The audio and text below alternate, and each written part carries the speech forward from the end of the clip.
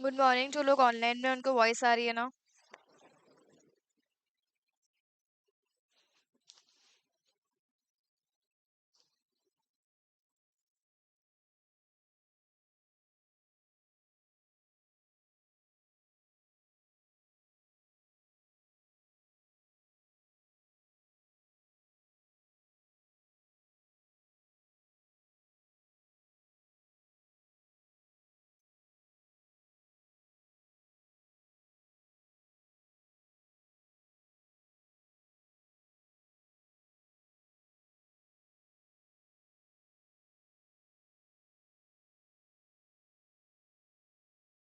चलो ready.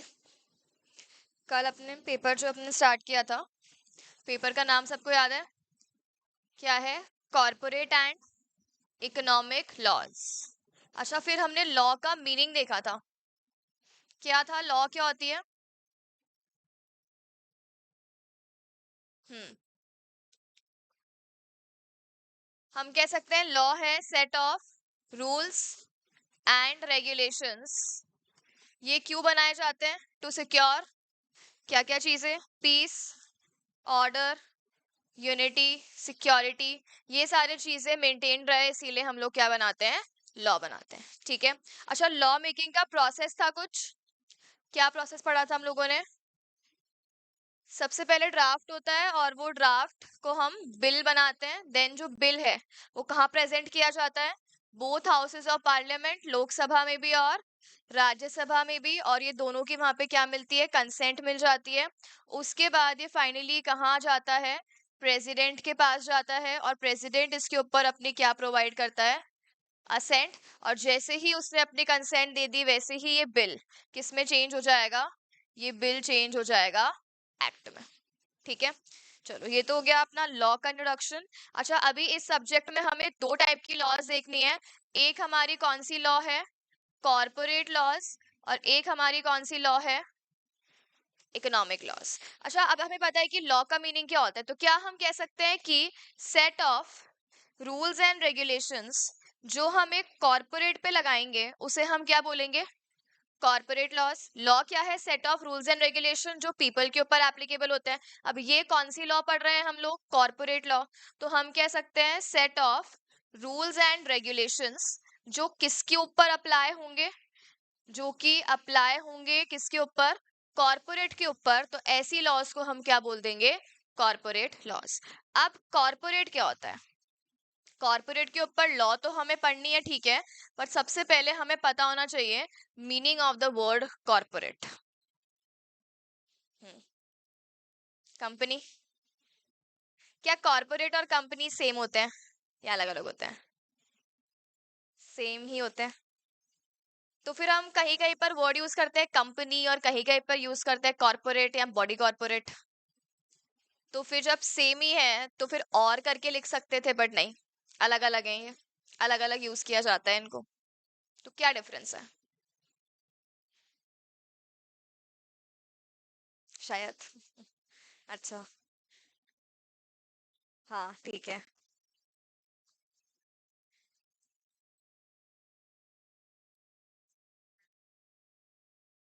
Banking तो company है। हम्म और कुछ ऑनलाइन वाले लोग बताएंगे क्या? डिफरेंस है क्या कुछ बिटवीन कॉर्पोरेट एंड कंपनी, या दोनों सेम ही माने जाते हैं?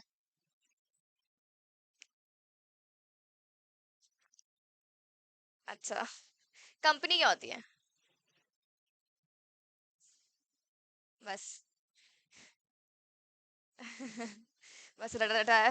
Artificial person, separate entity, companies act में आती है। परपेचुअल सक्सेशन बोल देंगे अब।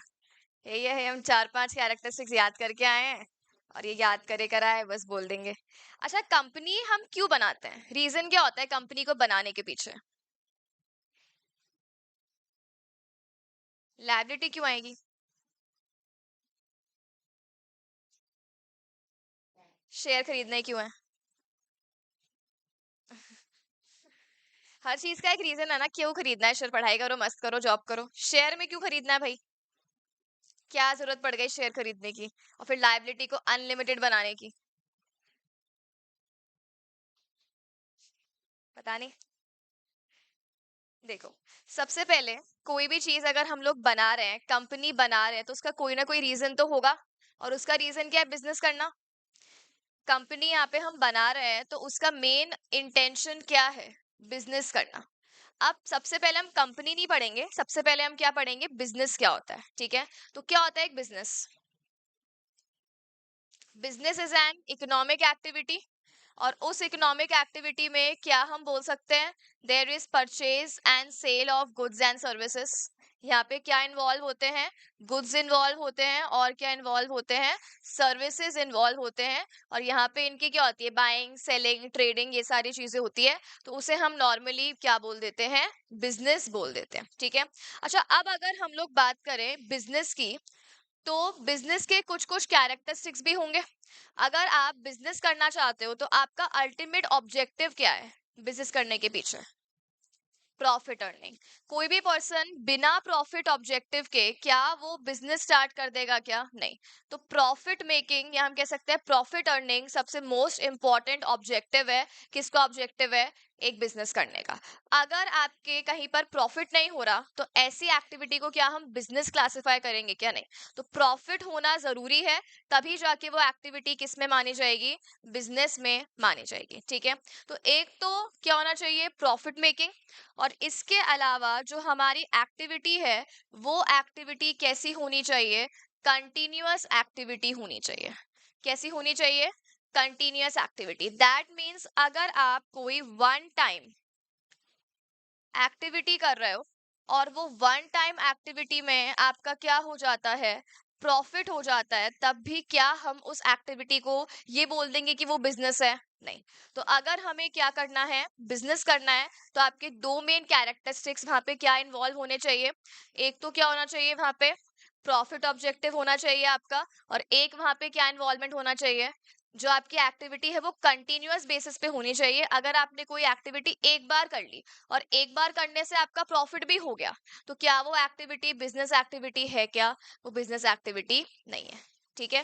जैसे फॉर एग्जाम्पल, हमने लेट से कोई सामान वगैरह ना, जैसे हम फालतू बैठे अभी एग्जाम वगैरह हो गए थे, तो क्या किया इतने टाइम तक?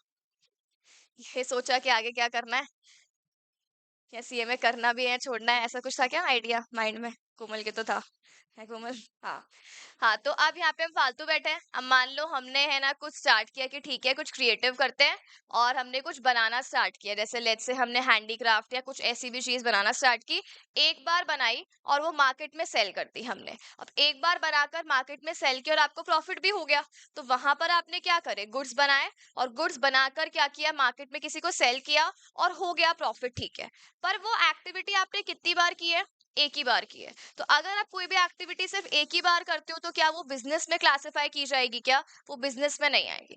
आपकी ये एक्टिविटी अगर आप रूटीन में करते हो, कि ठीक है आपने इंस्टाग्राम पे पेज ओपन कर लिया, आप कंटिन्यू बेसिस पे ऑर्डर ले रहे हो, और उसके बाद आप ये सप्लाई कर रहे हो और उससे प्रॉफिट आ रहा है, तो हम क्या बोल देंगे? कि वो जो एक्टिविटी है वो आपकी बिजनेस में क्लासिफाई हो जाएगी। ठीक है। अच्छा, इसके अलावा एक हमने क्या बात पढ़ी? Profit making. अच्छा, आप कोई एक्टिविटी कंटिन्यू कर रहे हो, लेकिन उसमें प्रॉफिट नहीं हो रहा, वहां पे आपका इंटेंशन क्या है? चैरिटी वाला इंटेंशन है। क्या इंटेंशन है? चैरिटी। चैरिटी क्या होती है? वन साइडेड आपने दान किया, आपको कोई प्रॉफिट मिल रहा है क्या इसमें? नहीं। आप अपना पैसा लगा रहे हो। जैसे फॉर एग्जांपल, आपने क्या काम करा? कुछ चीजें मैन्युफैक्चर करना स्टार्ट करी, जैसे लेट्स से आपने बेकिंग स्टार्ट करी, तो आप अब वहाँ पे कुकीज वगैरह बेक करते हो, और जो ऐसे रोड पे ट्रैफिक लाइट्स पे बच्चे घूमते रहते हैं छोटे मोटे, आप जाके उनको वो बिस्किट्स वगैरह सप्लाई कर रहे हो। क्या बदले में आप उनसे कोई चार्ज ले रहे हो? क्या उसका कोई चार्ज नहीं ले रहे हो। तो जब हम यहाँ पे ये काम कर रहे हैं, भले हम डेली बेसिस पे कर रहे हैं ये काम, पर क्या हमें बदले में कोई प्रॉफिट मिल रहा है? क्या? नहीं। और जब हमें प्रॉफिट ही नहीं मिल रहा, तो क्या हम कह सकते हैं वो एक्टिविटी एक बिजनेस एक्टिविटी है? नहीं। तो वहां पे दोनों फीचर्स प्रेजेंट होने चाहिए। कौन से? प्रॉफिट मेकिंग भी होना चाहिए, और कंटिन्यूअस भी होनी चाहिए। एक है और एक नहीं है तब भी क्या वो बिजनेस में आएगा? क्या वो बिजनेस में नहीं आएगा। अगर आप एक चैरिटी वाला काम करते हो, तो वो सब कर जाता है एनजीओ। एनजीओ क्या होते हैं? नॉन गवर्नमेंट ऑर्गेनाइजेशन, जिनका काम प्रॉफिट अर्निंग नहीं होता, जिनका काम चैरिटी एंड सोशल वेलफेयर होता है। ठीक है। तो अब ये हमने बात पढ़ ली किसके बारे में, बिजनेस के बारे में। तो बिजनेस क्या हुआ, एक ऐसी economic activity which is done with the objective of profit earning. तो उस पर्पस के लिए अगर हम काम कर रहे हैं तो वो हो जाएगा business, and it is performed on a continuous basis and it is not a one time activity. ठीक है, अब ये जो आप बिजनेस कर रहे हो, ये बिजनेस को करने के लिए हमारे पास अलग अलग क्या है, ऑल्टरनेटिव्स है, कि आपके पास क्या क्या ऑप्शन है जिससे आप क्या परफॉर्म कर सकते हो, एक बिजनेस परफॉर्म कर सकते हो। अब मुझे अगर बिजनेस करना है तो आपके माइंड में एक तो क्या है, क्या कमाना है, प्रॉफिट। अब सबसे पहले तो आप ये डिसाइड करोगे कि आपको अपने बिजनेस पे क्या लगाना होगा, पैसा, बिकॉज बिना पैसा लगाए क्या हम अपना बिजनेस स्टार्ट कर सकते हैं, क्या नहीं।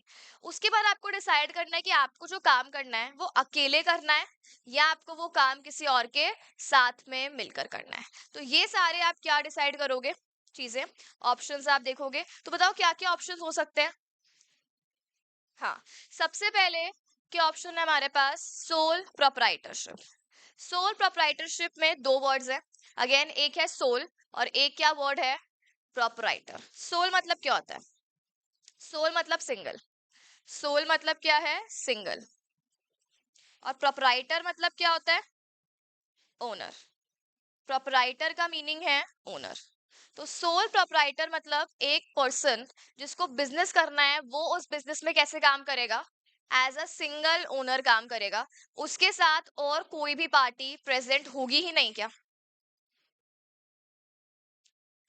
वो कोई और रख सकता है पर वो एम्प्लॉय रख सकता है, क्या कोई उसका ऐसा होगा कि वो उसके प्रॉफिट में शेयर करेगा, नहीं।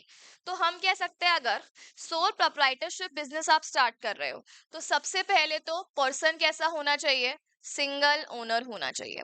इसके अलावा और क्या फीचर्स है, क्या एक बात बताओ, यहाँ पे प्रॉफिट अर्निंग होगी क्या, ऑफ कोर्स ये बिजनेस का टाइप है तो प्रॉफिट अर्निंग तो होगी, पर क्या प्रॉफिट शेयरिंग होगी क्या यहाँ पे, क्या उसको किसी के साथ प्रॉफिट में शेयर करना पड़ेगा, नहीं, बिकॉज वो अकेला ही ओनर है तो सारे प्रॉफिट्स उसके खुद के होंगे। अच्छा, अब अगर लॉसेस हो गए, लॉसेस हो गए तो लॉसेस उसके होंगे या लॉसेस शेयर कर सकता है वो, लॉसेस भी उसके। जब आप बेनिफिट सारा खुद ले रहे हो तो लॉस भी सारा आपको खुद को ही बेयर करना पड़ेगा, तो लॉसेस भी शेयरिंग होगी क्या, लॉसेस की भी शेयरिंग नहीं होगी। तो प्रॉफिट भी खुद के और लॉसेस भी खुद के।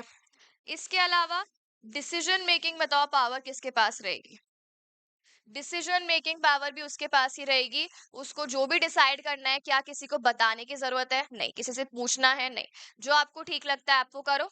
अगर उससे प्रॉफिट हो रहा है तो प्रॉफिट आपका है, उससे लॉस हो रहा है तो वो लॉस भी आपका ही रहेगा। ठीक है, अच्छा ये तो ठीक है। इसके अलावा यहाँ पे एक बात बताओ, अगर ये पर्सन मर जाता है, इसकी डेथ हो जाती है, तो इसके बिजनेस के साथ क्या होगा, इसका बिजनेस चलेगा या बंद हो जाएगा, बंद हो जाएगा। तो डेथ के बाद में क्या आपका बिजनेस कंटिन्यू रन करता है क्या, नहीं, डेथ वगैरह के बाद में आपका बिजनेस क्या हो जाता है, बंद हो जाता है। और इसके अलावा मोस्ट इंपॉर्टेंट जो हम कह सकते हैं, अनलिमिटेड लाइबिलिटी। यहाँ पे आपकी लाइबिलिटी कैसी होती है, अनलिमिटेड। क्या ये एक बेनिफिट है या डिसएडवांटेज है, ये एक डिसएडवांटेज है। यहाँ पे आपकी लायबिलिटी अनलिमिटेड है तो ये आपके लिए एक डिसएडवांटेज है। बताओ कैसे अनलिमिटेड है, इसका मतलब क्या होता है। फॉर एग्जाम्पल अगर एक पर्सन है मिस्टर ए, और इस मिस्टर ए ने किसी से, लेट्स से बैंक से लोन लिया, यहाँ पे इसने पीएनबी से लोन लिया, लेट्स से 5 लाख रुपीस का। कितने का लोन लिया, 5 लाख रुपीस का। और इसने ये 5 लाख का लोन लेकर, मान लेते हैं हम लोग क्या ओपन कर लिया, एक कैफे ओपन कर लिया, और उस कैफे में ये सोल प्रोप्राइटर है, मतलब कैफे का ओनर कौन है, ये अकेला खुद है। ठीक है, अब यहाँ पे इसने कैफे ओपन करा है तो ये कैफे में कैपिटल लगाएगा। अब इसने कुछ पैसा खुद से लगाया, लेट्स से इसने 3 लाख रुपए के जो फंड्स हैं वो कैसे लगाए हैं, खुद से लगाए हैं। और कुछ पैसा इसने क्या लिया है, लोन लिया है, तो लोन का पैसा भी इसने यहाँ पे लगाया है। तो 5 लाख रुपए इसने कैसे लगाए हैं, लोन लगाया। अब ये पैसा लगा के इसने ऑब्वियसली कुछ क्या परचेज किए होंगे अपने बिजनेस के लिए, कुछ असेट्स परचेज किए होंगे। अब चल रहा है इसका बिजनेस, और चल रहा है तो इसके बिजनेस में प्रॉफिट भी आ रहा होगा, प्रॉफिट भी आ रहा है।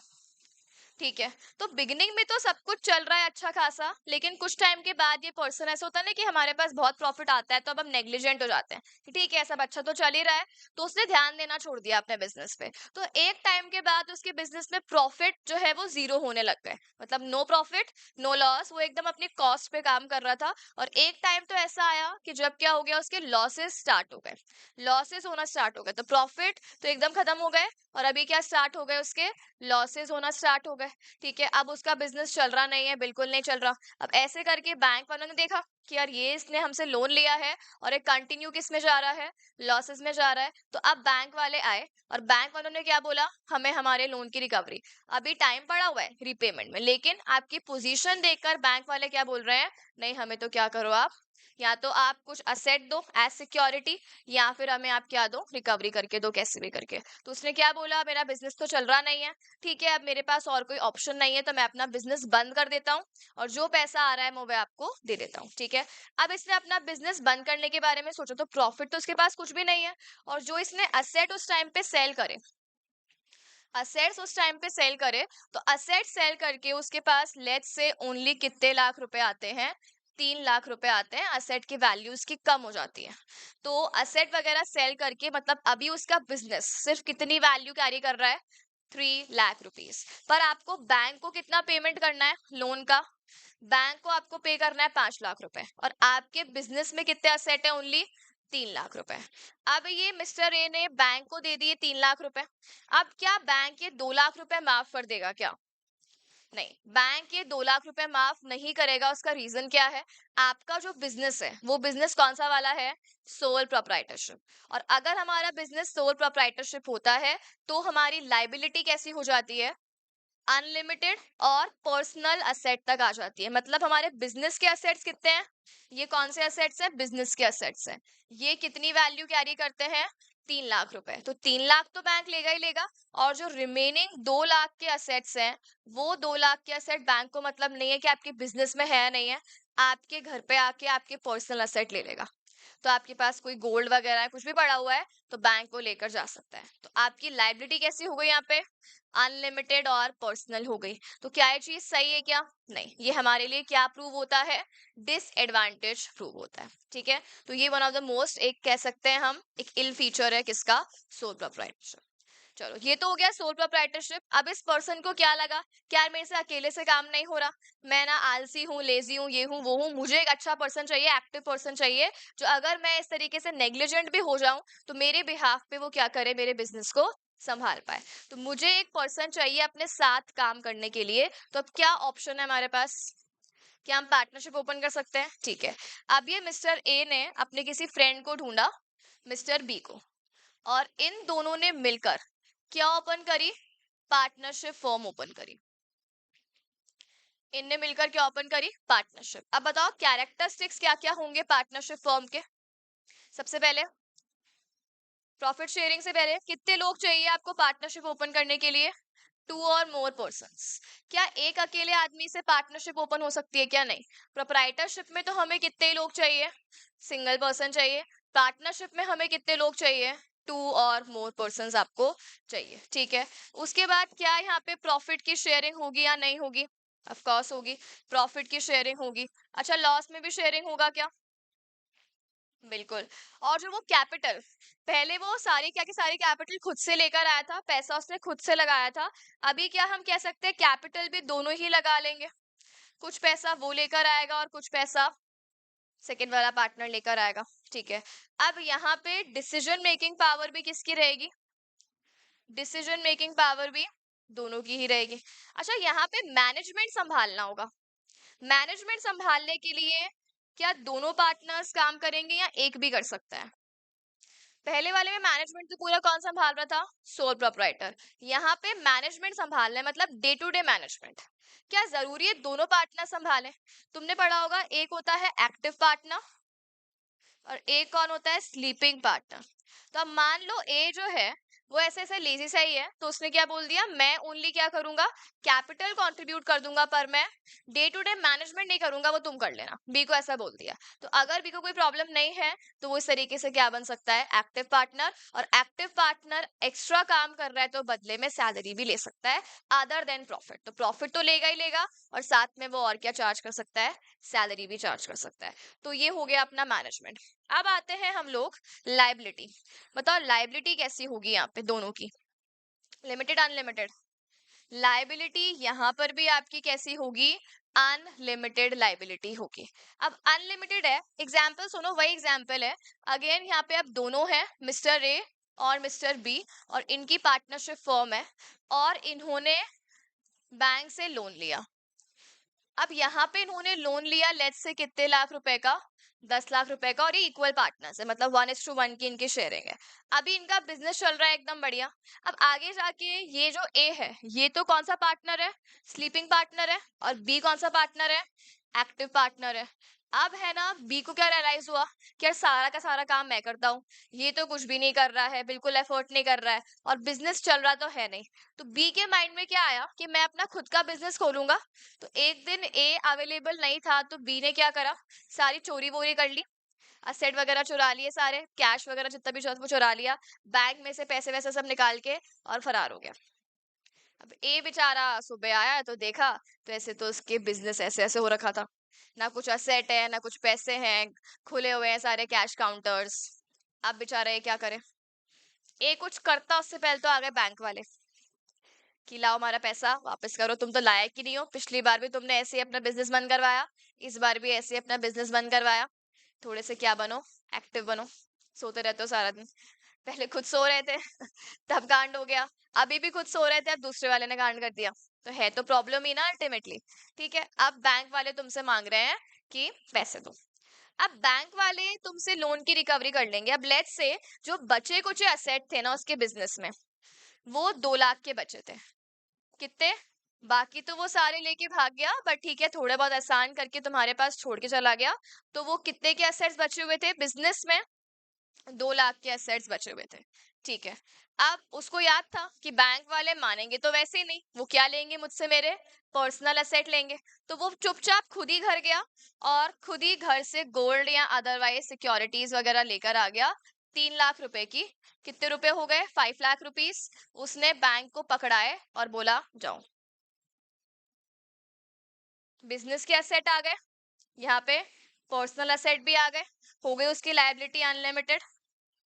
बैंक वालों को बोला ये लो 5 लाख रुपए, सामने वाला तो भाग गया, मैं क्या करूं, मेरी लायबिलिटी मैंने तुम्हें पूरी पेमेंट कर दी है। क्या बैंक वाले चले जाएंगे चुपचाप, क्या होगा यहाँ पे, नहीं जाएंगे। लोन था 10 लाख रुपए का। अच्छा क्यों, कोई तरीके हैं ये। एक तो मुझे सदमा लगा है कि वो चीट करके भाग गया, फिर मैं तुम्हें यहाँ पे लोन की रिकवरी कर भी रही हूँ, घर से भी लेकर आई हूँ, बिजनेस तो बेचा जो बेचा, घर से लेकर आई हूँ 3 लाख रुपए, वो भी तुम्हें पूरे नहीं पड़ रहे।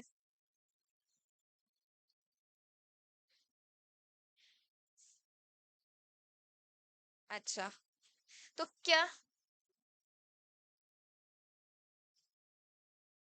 हाँ हाँ, तो ये क्वेश्चन है, क्या वो 5 लाख दे के छूट जाएगा, या पूरे 10 लाख की रिकवरी बैंक ए से करेगी। हम्म।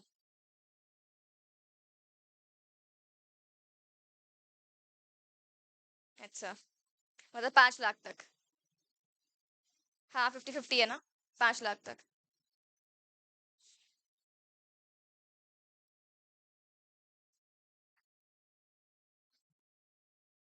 हाँ, अच्छा यहाँ पे ठीक है, 10 लाख सही है, 10 लाख की लाइबिलिटी आएगी, क्योंकि बैंक वालों को कोई मतलब नहीं है, वो पर्सन भाग गया, आपको धोखा दे गया, आप रो, आप सदमे में हो, हमें क्या मतलब है। हमने आपकी पार्टनरशिप फर्म को कितना लोन दिया है, 10 लाख। तो अभी जो पार्टनर्स अवेलेबल हैं, हम उनसे पूरी की पूरी 10 लाख की रिकवरी करेंगे। तो यहाँ पे इस फीचर को हम अनलिमिटेड तो बोलेंगे। क्यों बोलेंगे, क्योंकि यहाँ पे हमने 3 लाख रुपए आपके घर से मंगवाए हैं, लेकिन आप सामने वाले पार्टनर का 5 लाख भी पेमेंट करोगे, इसके लिए एक और कैरेक्टरिस्टिक है। अनलिमिटेड लायबिलिटी के अलावा एक और कैरेक्टरिस्टिक है, सोचो कुछ नाम है उसका, कि आप सामने वाले पार्टनर की गलती के लिए भी लायबल हो। और ये भी एक ड्रॉबैक है पार्टनरशिप फॉर्म का। एक तो अनलिमिटेड है, घर से लाने हैं, पर्सन लाने हैं, पर सामने वाले की गलती के लिए भी आप लायबल माने जाते हो। उसके लिए भी एक नाम है, एम से, म्यूचुअल एजेंसी। क्या है? Mutual agency. तो ये भी हम क्या कह सकते हैं, पार्टनरशिप क्या क्या है, ड्रॉबैक है एकदम, म्यूचुअल एजेंसी। म्यूचुअल एजेंसी का क्या मतलब होता है? One for all and all for one. इसका मतलब हर एक पार्टनर सामने वाले पार्टनर के लिए एज एन एजेंट एक्ट करेगा। तो एक पार्टनर दूसरे पार्टनर का क्या है? एजेंट है। ठीक है, तो अगर एक की गलती है तो बियर कौन कर रहा है? सामने वाला। क्या होता है? प्रिंसिपल और एजेंट रिलेशनशिप होता है ना, कि अगर गलती एजेंट की है तो लायबिलिटी किसके ऊपर आ जाती है? प्रिंसिपल। तो हर पार्टनर आपस में एक दूसरे का एजेंट है। तो अगर बी भाग गया तो जो ए है वो एक्ट करेगा एज प्रिंसिपल और उसको पेमेंट करना पड़ेगा बैंक। वो ये नहीं बोल सकता है कि भाई मेरा जो शेयर है वो 50% का ही है तो मैं लोन भी कितना पे करूंगा? 50% ही करूंगा। नहीं, आप बाद में जाके केस करो बी के ऊपर, उससे रिकवरी करो, वो आपका पर्सनल मैटर है। बैंक क्या कंसेप्ट पे जाएगा? Mutual agency. और सारी के सारी 10 लाख की रिकवरी वो किससे करेगा? आपसे ही करेगा। तो अब ये दो मोस्ट इंपॉर्टेंट ड्रॉबैक्स हो गए, नहीं हो गए? बेनिफिट ठीक है, डिसीजन मेकिंग में हेल्प करेगा, मैनेजमेंट संभाल रहा है, मिलकर काम कर रहे हो तो कैपिटल ज्यादा आएगी, फंड ज्यादा आएंगे, वो सब ठीक है। पर डिसएडवांटेज क्या है? अगर लायबिलिटी आ जाती है तो आपके ऊपर आएगी, पर्सनल तो आएगी, एज वेल एज सामने वाले की गलती की लायबिलिटी भी किसके ऊपर आ रही है? आपके पास। तो अब ये तो गलत हो गया। अब हमें चाहिए सोल्यूशन, कि हमें साथ में मिलकर भी काम करना हो और ये दोनों डिसएडवांटेज भी नहीं आए। क्या सोल्यूशन है? कंपनी नहीं खोलनी, कंपनी एलएलपी। एलएलपी क्या होती है?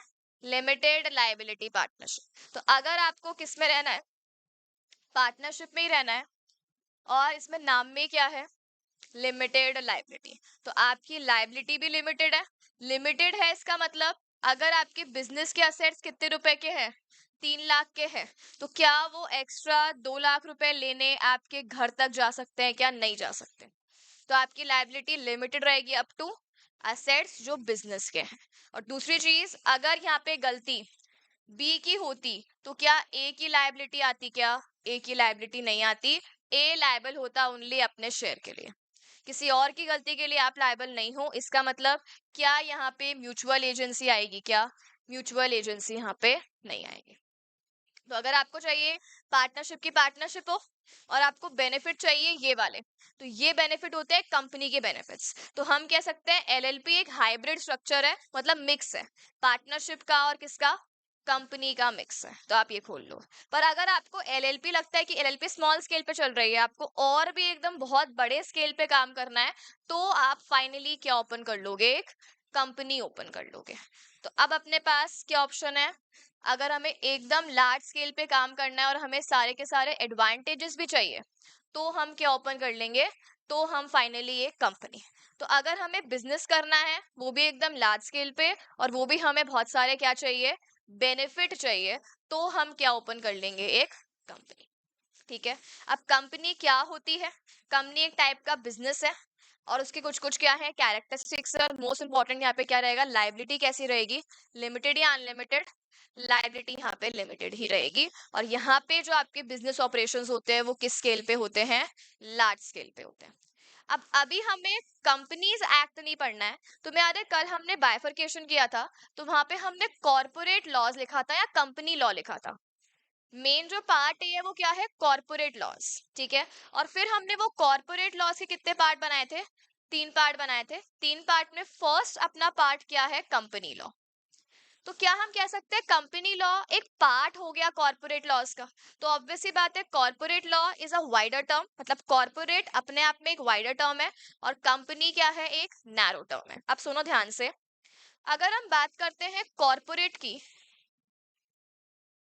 तो कॉर्पोरेट का मतलब है ऐसा बिजनेस ऑर्गेनाइजेशन जो कि किसी भी एक्ट के अंडर बना हुआ है। ऐसा कोई भी बिजनेस ऑर्गेनाइजेशन जो किसके अंदर बना हुआ है? किसी एक्ट के अंदर।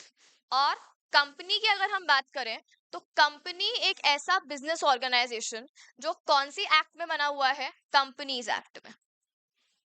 किससे बना हुआ है, कंपनीज एक्ट में।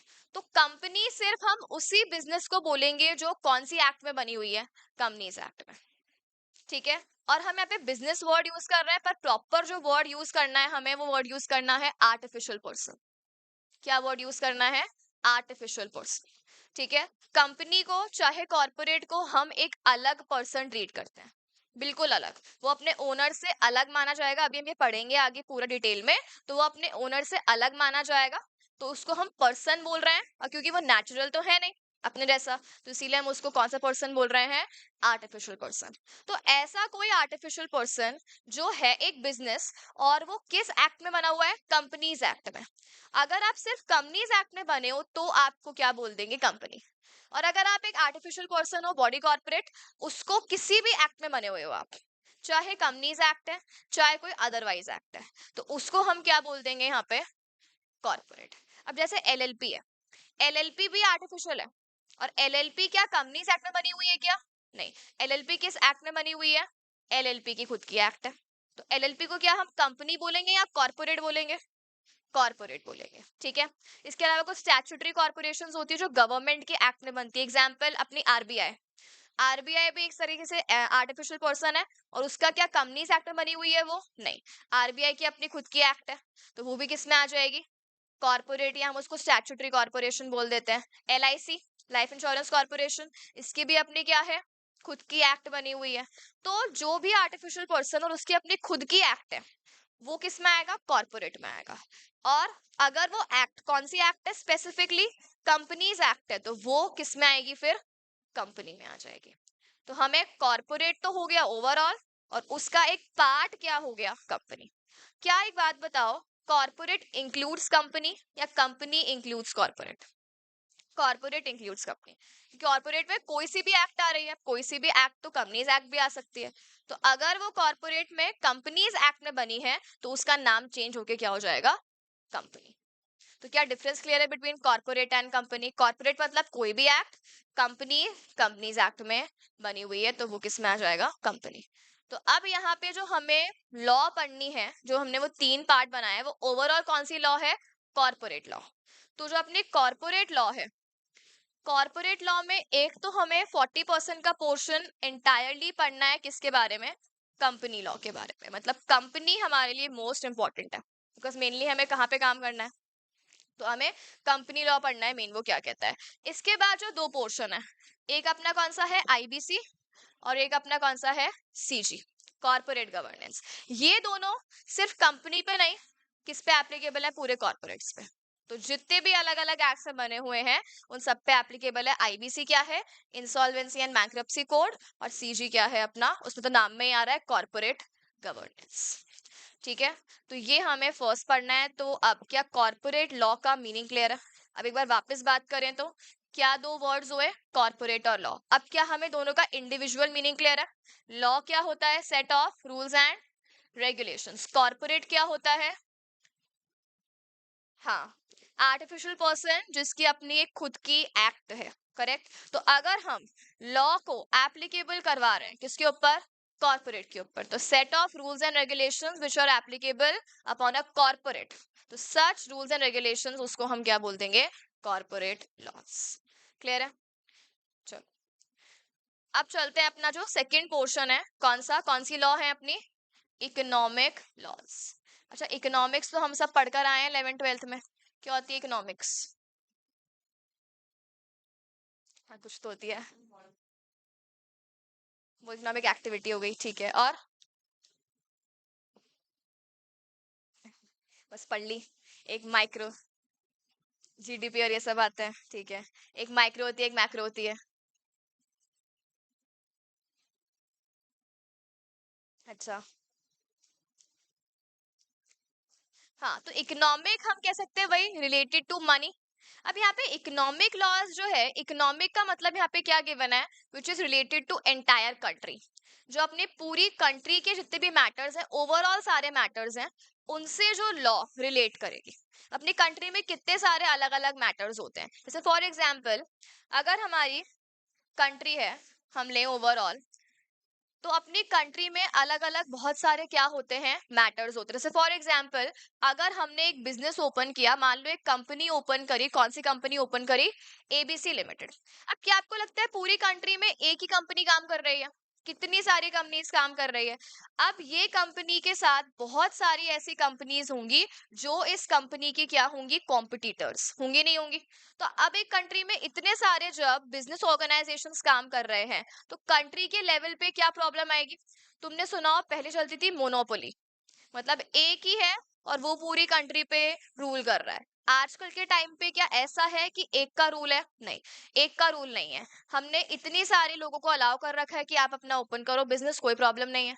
अब वो अपना बिजनेस तो ओपन कर रहे हैं, लेकिन सामने वाले को हराने के लिए ऐसा भी तो हो सकता है ना, वो अनफेयर काम कर ले, चीटिंग कर ले, या फिर ऐसे उल्टी फुल्टी क्या करें, एडवर्टीजमेंट दे के सामने वाले की गुडविल खराब हो जाए।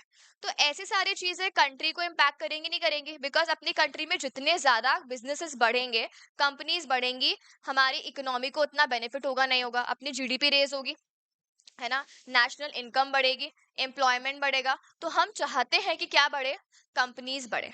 पर अब वो बढ़ रही हैं तो प्रॉब्लम भी आएगी। किसी चीज के एडवांटेज होते हैं तो डिसएडवांटेज भी होते हैं साथ के साथ। तो अब अगर इतनी सारी कंपनीज बढ़ेंगी तो उनके बीच में कंपटीशन होगा तो सही, पर हम ये ट्राई करेंगे कंपटीशन कैसा हो, फेयर या अनफेयर? फेयर कंपटीशन हो। वो एक दूसरे को ऐसे नहीं है कि मारपीट करके या उल्टा सीधा बोल के हराए। कैसे हराए? क्वालिटी इंप्रूव करो, अच्छे से काम करो। तो उसके लिए हमने देखो एक इकोनॉमिक लॉ लिखी हुई है, कंपटीशन एक्ट 2002। तो वो किस में आएगी, इकोनॉमिक लॉज में, क्योंकि वो पूरी कंट्री के जितने भी लोग हैं जो आपस में कॉम्पीट कर रहे हैं उनसे रिलेट कर रही है। तो इकोनॉमिक लॉज में क्या चीजें आ जाएंगी, ऐसी इकोनॉमी मतलब पूरी अपनी कंट्री से रिलेट करने वाले जो भी मैटर्स हैं, जो भी इश्यूज हैं, वो सब। और उनके लिए जो हम लॉ बनाएंगे वो कौन सी लॉज हो जाएंगी, इकोनॉमिक लॉज हो जाएंगी। ठीक है, चलो ये तो हो गया कॉम्पिटिशन एक्ट। एक और एग्जाम्पल ले लेते हैं। अच्छा, फॉर एग्जाम्पल अपनी कंपनी है एबीसी लिमिटेड।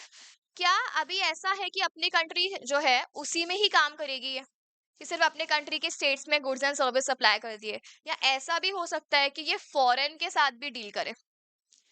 फॉरेन के साथ भी डील कर सकते हैं ना हम लोग, क्या एक्सपोर्ट या इंपोर्ट करके हम अपने प्रोडक्ट्स को बाहर क्या कर सकते हैं, एक्सपोर्ट भी कर सकते हैं, और बाहर से सामान मंगवा भी सकते हैं, उसे हम क्या बोलते हैं, इंपोर्ट भी कर सकते हैं। ठीक है, अच्छा क्या हम बाहर इन्वेस्टमेंट भी कर सकते हैं, अपना पैसा बाहर लगा सकते हैं? वो भी लगा सकते हैं, तो इन्वेस्टमेंट भी हो सकता है। तो क्या हम कह सकते हैं कि यहाँ पे अपनी कंट्री और अपनी कंट्री के साथ क्या इन्वॉल्व है, एक फॉरेन कंट्री, है या नहीं है? तो अगेन ये पूरे कंट्री के लेवल पे बात हो रही है और इसके अलावा फॉरेन कंट्री के लेवल पे बात हो रही है। तो अभी क्या आपको लगता है कि आपने बोल दिया हाँ तुम फॉरेन के साथ डील कर लेना, अपने लोग इतने सीधे हैं कि आपने बोल दिया और वो शांति से बिना लड़ाई झगड़े करे, बिना फ्रॉड करे डील कर लेंगे फॉरेन के साथ में? नहीं करेंगे। जहाँ पे अब यहाँ पे किसकी बात आ जाती है, फॉरेन करेंसी की। और जब फॉरेन करेंसी की बात आती है और फॉरेन रिलेशंस की बात आती है तो हमें और भी ज्यादा केयरफुल रहने की जरूरत है। तो जब भी हम फॉरेन के साथ डील करेंगे उसके लिए हमें एक एक्ट कौन सी पढ़नी है, फेमा। फेमा क्या है, फॉरेन एक्सचेंज मैनेजमेंट एक्ट, कि जब भी आप फॉरेन के साथ डील करो तो आप इस तरीके से काम करो। तो ये भी किस में आ जाएगा, इकोनॉमिक, मतलब कंट्री से रिलेटेड जो भी इश्यूज है ना उनके लिए आप क्या बना दो, लॉ बना दो। एक और एग्जांपल ले लो, हमने एक टॉपिक लिखा है एएमएल, एंटी मनी लॉन्ड्रिंग। कभी सुना है नाम, मनी लॉन्ड्रिंग क्या होता है? Money laundering. अच्छा, सबने ये सुना होगा ब्लैक मनी क्या होता है,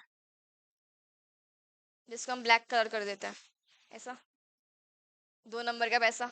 हाँ, इतना छुप छुप के क्या बोल रही हूँ, ठीक है। हाँ, हाँ तो करते ही हैं सारे लोग ऐसे काम।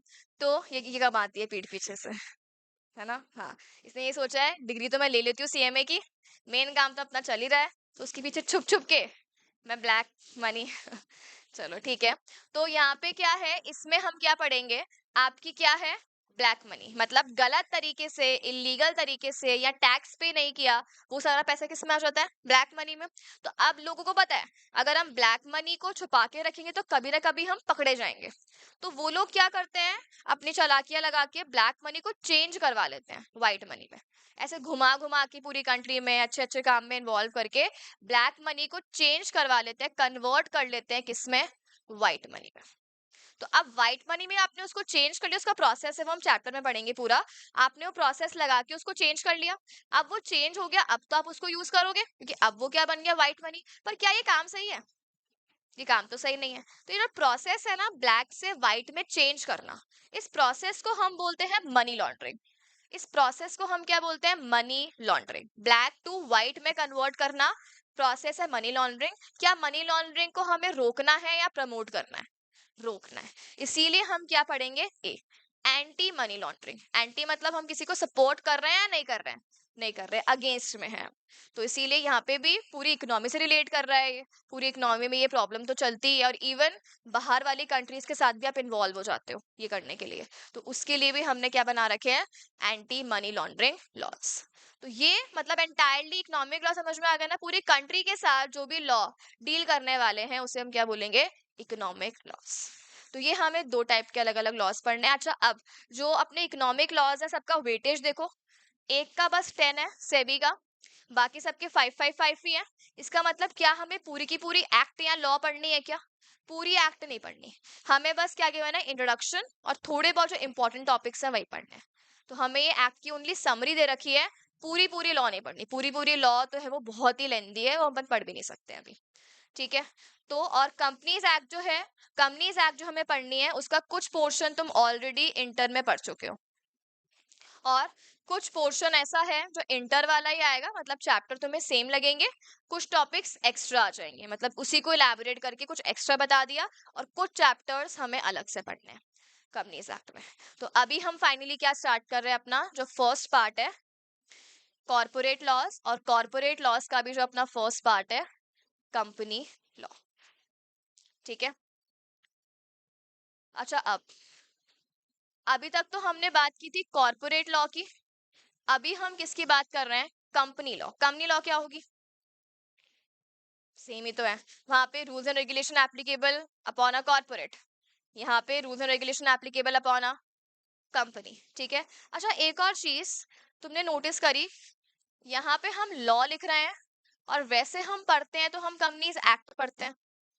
तो ये लॉ और एक्ट के अलग अलग होते हैं, सेम होते हैं? अलग अलग है, कैसे?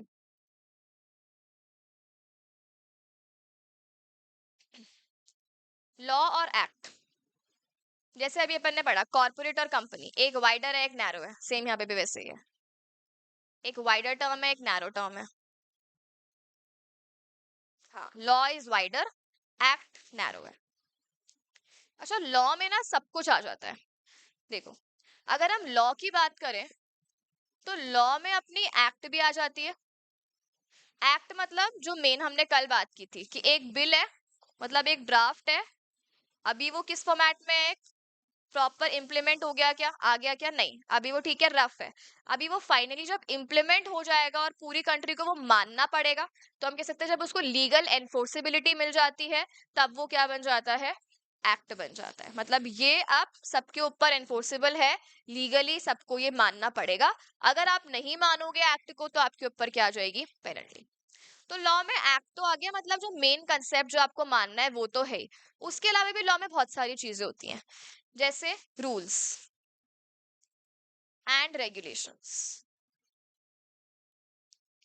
Rules and regulations. अब एक चीज सुनो, फॉर एग्जाम्पल अगर तुम्हें ये बोला जाए, जैसे अभी एनुअल फंक्शन हुआ था, तुम्हें ये बोला जाए कि एनुअल फंक्शन हो रहा है और 7 तारीख को हो रहा है, दैट्स इट, इतना सा बोल दिया जाए, तुम्हें इसमें क्या समझ में आ गया? कि ठीक है फंक्शन हो रहा है और टाइमिंग बता दिया, हमें बस जाना है, मुंह उठा के बैठना है, देखना है परफॉर्मेंसेस और आ जाना है घर पे। ये समझ में आएगा ना? फिर मान लो तुम्हें सर आके क्या बोले कि तुम्हारी हिम्मत कैसे हुई, तुमने परफॉर्मेंस क्यों नहीं दी? तुम क्या बोलोगे? आपने बताया कब था? और फिर वो क्या बोले? एनुअल फंक्शन है, इसका मतलब ये ना कि इम्प्लाइड तुम्हें डांस करना ही है। तुमने ये इम्प्लाइड क्यों नहीं माना कि डांस करना है? तो क्या हम ऐसे इम्प्लाइड सारी चीजें मान सकते हैं क्या? नहीं। बहुत सारे लोग अलग अलग समझ लेते हैं। अच्छा, कुछ लोग तो इम्प्लाइड क्या समझ लेंगे? जाना और खाना ठूसना है और आना है। कुछ लोग क्या समझ लेंगे? पूल है मस्त वैसे ही गर्मी हो रही है तो पूल में जाना है और आना है ना? और कुछ लोग तो सिर्फ क्यों गए थे भाई? अवार्ड मिलेगा, रिकॉग्निशन मिलेगी, पास हुए हैं, इतनी मेहनत करी है इसलिए जाना है। है ना। और कुछ लोगों को एक्चुअली डांस करने में इंटरेस्ट होगा, वो इसीलिए गए होंगे। तो सब अपना अपना इम्प्लाइड अलग अलग मान लेंगे ना। तो इम्प्लाइड अगर आप बोल दोगे तो सबका अपना अपना चलता रहेगा और फिर लड़ाई झगड़े होते रहेंगे। तो इसीलिए क्या बेटर है कि आप बोल के बताओ कि आपको ये 4 काम करने हैं। अब एनुअल फंक्शन है, ठीक है। अब ये एनुअल फंक्शन है, इसके बाद में तुम्हें क्या 4 काम बोले कि सबसे पहले तो आपको इतने बजे पहुंचना है, तो ये आपका क्या रहेगा, टाइमिंग रहेगा। तो वो टाइमिंग आपको मानना पड़ेगा। उसके बाद में आपको 2 से 3 परफॉर्मेंसेस प्रिपेयर करनी है, तो ये परफॉर्मेंसेस आप पहले से प्रिपेयर करोगे, ऑब्वियस सी बात है। तो वो परफॉर्मेंसेस करनी है। उसके बाद में अवार्ड सेरेमनी होगी, तो उसका आपको इतने बजे वो रेडी रहना है, ऐसे ऐसे करके जो भी होगा। मान लो तुम्हें गलती से बोल दिया जाता है कि स्पीच देनी है 5 मिनट की, भी तो नहीं बोला, बट मान लो बोल दिया जाता, तो फिर तुम वो प्रिपेयर करके आते। ठीक है, वो सारी चीजें रहती। उसके बाद क्या बोलते, पूल में। अब मान लो कुछ लोगों को, जो छोटे बच्चे हैं ना फाउंडेशन वाले, उनको तो बोलते पूल में जाना है। और जो इंटर और फाइनल के बच्चे, वो पूल में जाएंगे नहीं, उन पे ध्यान रखेंगे। मतलब यहाँ पे वो ध्यान रखेंगे कि वो सब सही से तो जा रहे हैं ना, मारपीट तो नहीं कर रहे हैं ना। अब मान लो ऐसे सब ड्यूटीज तुम्हें दे दी जाती, तो ये सारी चीजें हमें एक प्रॉपर बतानी होती है ना, कि स्टेप बाय स्टेप आपको पहले ये काम करना है, फिर ये काम करना है। तो सिमिलरली वैसे ही एक्ट क्या होती है, एक्ट में तो ना हम लिख देते हैं, एक्ट में हम लिख देते हैं कि आपको क्या काम करना है, what is to be done. और रूल्स वगैरह में ना हम उसको इलैबोरेट करते हैं, रूल्स में हम उसको क्या करते हैं, इलैबोरेट। क्योंकि हर बंदे की इंटरप्रिटेशन अपनी अपनी होती है, सब कोई अपने अकॉर्डिंग समझ लेगा कि एक्ट वाला बंदा जो लॉ मेकर है वो ये बोलना चाहता है या ये बोलना चाहता है। अब हर कोई अपने अपने अकॉर्डिंग समझेगा, तो अगेन हम क्या चाहते थे, यूनिटी आए, सब लोग एक जैसे बिहेव करें। अपने अपने अकॉर्डिंग मानोगे तो क्या एक जैसे बिहेव कर रहे हो क्या अपने। तो ये जो हम इलैबोरेशन कर रहे हैं, वो इलैबोरेशन हम उस चीज का कहाँ कर रहे हैं, रूल्स में। जैसे एक्ट में हर जगह पे लिखा हुआ है कि अगर आप ये काम करवाओगे ना, तो आपको क्या देनी पड़ेगी, फीस। क्या लिखा हुआ है, प्रेस्क्राइब्ड फीस। अब वो प्रेस्क्राइब्ड फीस कहाँ पर है, रूल्स में। कितनी देनी है, किसको देनी है, टाइम पीरियड क्या है, कब देनी है, वो सब डिटेल का गिवन है रूल्स में। अगर हम ये सब चीजें एक्ट में लिख देते तो बहुत ज्यादा लेंदी हो जाती, अभी ऑलरेडी इतनी लेंदी है, अभी वो और लेंदी हो जाती। तो इलैबोरेटेड चीजें हम कहाँ लिखते हैं, जैसे हम मीटिंग बुलाते हैं, अभी अपन पढ़ेंगे ये सब कुछ। अगर एक कंपनी है तो वहां पे इतने सारे लोग होते हैं, तो आप उनकी क्या बुलाते हो, मीटिंग बुलाते हो। अब मीटिंग बुलाते हो तो ऐसे थोड़ी है हमने कल सोचा सपने में मीटिंग बुलानी है और अगले दिन मीटिंग अपने आप आ गई। आपको प्रोसेस मानना पड़ेगा। अब यहाँ पे इतने सारे लोग हैं, तो आप उनको क्या दोगे, नोटिस दोगे। नोटिस दोगे, फिर वो आएंगे, फिर वो डिसाइड करेंगे, यस बोलेंगे, नो बोलेंगे, मेजोरिटी से पास होगा। तो पूरा प्रोसेस गिवन है कि क्या करना है, पहले ये, फिर ये, फिर ये। तो वो स्टेप बाय स्टेप इंस्ट्रक्शंस कहाँ गिवन है, रूल्स में। तो व्हाट का आंसर कौन कर रहा है, एक्ट की, ये करना है, मीटिंग बुलानी है, ये कहाँ लिखा हुआ है, एक्ट में। कैसे बुलानी है, प्रोसेस कहाँ लिखा हुआ है, प्रोसीजर, रूल्स। ठीक है। अच्छा, अब रूल्स को बनाता कौन है, हमने ये तो पढ़ लिया एक्ट का प्रोसेस, पार्लियामेंट वाला पूरा। अब रूल्स कौन बनाएगा, या तो सीजी या फिर एसजी। अगर एक्ट, एक्ट कौन सी है, सेंट्रल एक्ट है, तो रूल्स कौन बनाएगा, सीजी। जैसे कंपनीज एक्ट एक सेंट्रल एक्ट है, तो रूल्स कौन बनाएगा, सीजी। और कोई स्टेट एक्ट होती तो फिर रूल्स कौन फॉर्म कर रहा होता, एसजी। तो रूल्स बनाने की पावर किसके पास है, सीजी और एसजी के पास में। सेंट्रल एक्ट की सीजी, स्टेट एक्ट की पावर किसके पास रहेगी, एसजी के पास रहेगी। और फिर अपने आते हैं रेगुलेशन। तो रूल्स में तो क्या हो गया, गवर्नमेंट के पास पावर है। रेगुलेशंस बनाने की पावर किसके पास रहती है, रेगुलेटरी अथॉरिटी के पास, जिसको गवर्नमेंट ने पावर दी है रेगुलेट करने के लिए। Example RBI. अब अपने इंडिया में पूरा जो फाइनेंशियल मार्केट है, और इसके अलावा हम कह सकते हैं कैपिटल मार्केट है, तो फाइनेंशियल कैपिटल मार्केट के लिए तुमने सुना होगा सेबी है। तो ऐसे करके क्या है, अलग अलग रेगुलेटर्स है।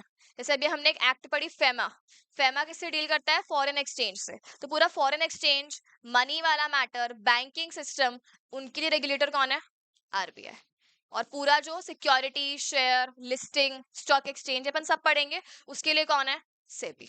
तो एक एक सेगमेंट को रेगुलेट करने के लिए क्या बनाई हुई है, रेगुलेटरी अथॉरिटीज। तुमने इंश्योरेंस का नाम सुना होगा, इंश्योरेंस के लिए अपने पास कौन है, IRDAI, insurance and regulatory development authority of India. तो ये किसके लिए रेगुलेटर है? इंश्योरेंस। तो जो रेगुलेटरी अथॉरिटीज है ये सब जो बनाएंगी उसे हम रूल नहीं बोलेंगे, उसको हम क्या नाम देंगे? रेगुलेशन। तो इन्होंने कुछ चीज बोली तो वो रेगुलेशन है, सीजी या एसजी ने कुछ एलैबोरेट किया तो वो क्या है? रूल्स है। ठीक है। इसके अलावा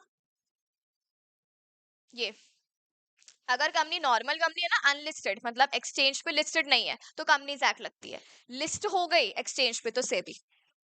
ठीक है। अच्छा, बैंकिंग कंपनी के ऊपर आरबीआई, इंश्योरेंस कंपनी के ऊपर आईआरडीए। इसके अलावा एक बात बताओ, अभी कंपनीज एक्ट कौन सी चल रही है? 2013 चल रही है क्या? अभी अभी आई है, उससे पहले कोई कंपनीज एक्ट नहीं थी? इतनी सारी कंपनीज एक्ट, इससे पहले कौन सी थी? 1956। उससे पहले 1913 थी। तो ऐसे करके बहुत सारी 18 में भी एक्ट थी, कंपनीज एक्ट थी। तो क्या आपको लगता है इतने टाइम में चेंजेस आते हैं? तभी तो एक्ट में भी चेंजेस आते हैं। तो वो सबको हम क्या बोलते हैं? अमेंडमेंट्स। एक्ट में चेंजेस आना उसको हम क्या बोलते हैं? अमेंडमेंट्स। अब अमेंडमेंट्स भी तो पार्ट है। आप ये नहीं बोल सकते ना कि एक बार जो हमने पढ़ ली चीज अब वही पढ़ेंगे, आपको चेंज नहीं करना। नहीं, आपको चेंजेस भी पढ़ने पड़ेंगे, बिकॉज कंट्री में चीजें चेंज हो रही है तो लॉ को भी चेंज होना पड़ेगा। और उसके अलावा एक आते हैं क्लैरिफिकेशंस। क्लैरिफिकेशन या नोटिफिकेशंस। अच्छा, अब ये जो एक्ट है या जो रेगुलेटर्स हैं, ये सब जो भी चीजें बोलते हैं, क्या आपको लगता है ये इतनी इजी लैंग्वेज यूज करते होंगे? इजेएमआर वाली और ये वाली लैंग्वेज नहीं, इनके लैंग्वेज ही खतरनाक होती है काफी। तो अब आपको क्या लगता है जो नॉर्मल लेमैन है उसको समझ में आ जाएगा क्या? हर कोई कॉमर्स या लॉ पढ़ के बैठा हुआ है? नहीं, बहुत लोगों को तो समझ ही नहीं आता, और इवन हमें भी कभी कभी समझ में नहीं आता कि अरे बोलना क्या चाह रहा है, क्योंकि एक ही चीज के हमें क्या लगता है चार अलग अलग मीनिंग्स बता दिए। तो उनको रियलाइज हो जाता है कि अच्छा, जो हम बताना चाह रहे हैं ना, ये वो नहीं समझ के कुछ और समझ रहे हैं। तो इसीलिए फिर लॉ मेकर को क्या निकालने पड़ती है? क्लैरिफिकेशन। और ये जो जैसे अपना आरबीआई हो गया, तो आरबीआई ने फेमा के रिगार्डिंग क्या निकाल रखे हैं? बहुत सारे नोटिफिकेशन, कि फेमा एक बहुत ही खतरनाक एक्ट है, मतलब उसकी लैंग्वेज भी बहुत अजीब सी है। अपन के इतना नहीं है, बट एक्चुअल अगर अपन देखें तो वैसे, तो वो समझ में नहीं आता कब क्या करना है, कैसे करना है। तो उसके रिगार्डिंग क्लैरिफिकेशन दे रखे हैं आरबीआई ने। तो क्लैरिफिकेशन में आप इंटरप्रिटेशन देते हो कि हम ये बोलना चाहते हैं, लॉ में ये लाइन लिखी है, उसको हम इजी लैंग्वेज में आपको बता रहे हैं। तो ये सब चीजें किसका पार्ट है? पूरी लॉ का पार्ट है। तो कंपनी लॉ में ये सब आ गया, और कंपनीज एक्ट में जो मेन अपनी एक्ट है क्या करना है वो आ गया, और उसका सारा इलेबोरेशन पूरी की पूरी किस में आ गया? कंपनी लॉ में। लिख लो इसको। तो ये पूरा हो गया लॉ, और एक्ट उसका एक पोर्शन हो गया। हाँ, सर्कुलर भी इसमें आ जाएगा लास्ट वाले में।